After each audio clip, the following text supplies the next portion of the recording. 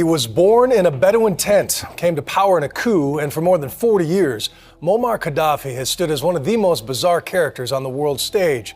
But while his team of virgin female bodyguards and shifting political allegiances gave an eccentric mystique, Gaddafi ruled Libya like any other tyrant. Muammar Gaddafi, once Libya's powerful leader. No one against us. Against me for what? Because I am not president. But then... They love me, all my people with me. They love me all. But if they do love you... They will die to protect me, my people. Terrified Western countries and their military groups like the North Atlantic Treaty Organization. He dreamed of uniting Africa with a new currency, the gold dinar, which could reduce Western influence.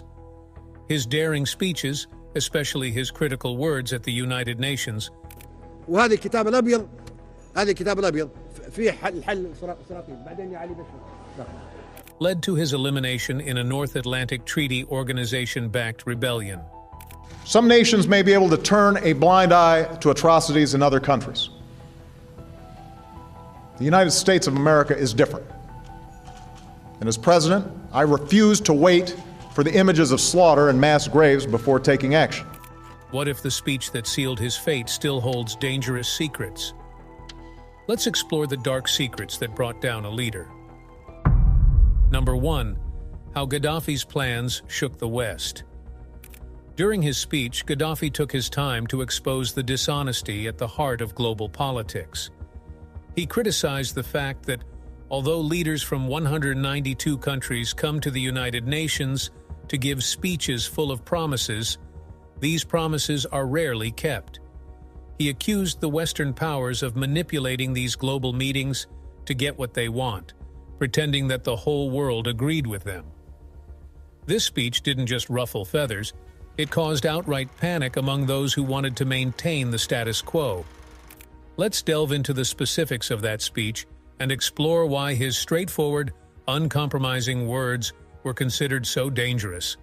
We'll see how speaking truth to power in an arena that prefers shadows and secrecy could be enough to seal his fate. Muammar Gaddafi was not one to keep his thoughts to himself, especially when criticizing big international organizations like the United Nations.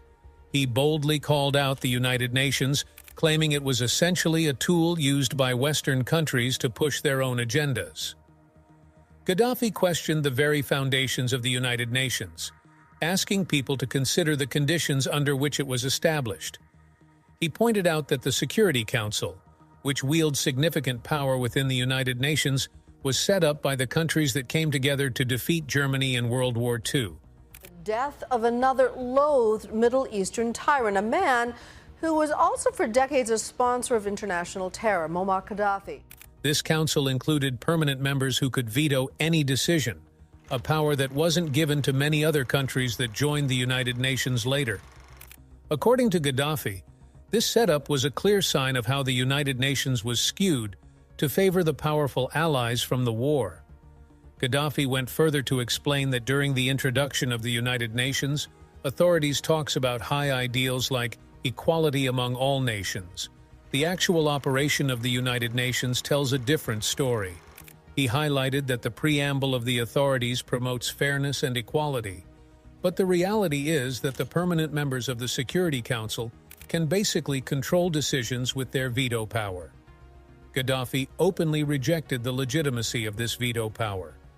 He believed that such power contradicts the principle of equality that the United Nations claims to uphold. According to him, it makes a mockery of the idea that all nations have an equal say in matters of international importance.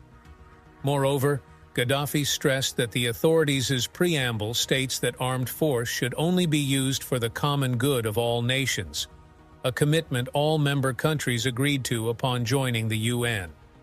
However, since the creation of the United Nations, he pointed out that 65 wars have occurred, causing more death and destruction than even World War II. Gaddafi argued that these wars were not fought for the common good, but were maneuvers to serve the interests of a few powerful countries.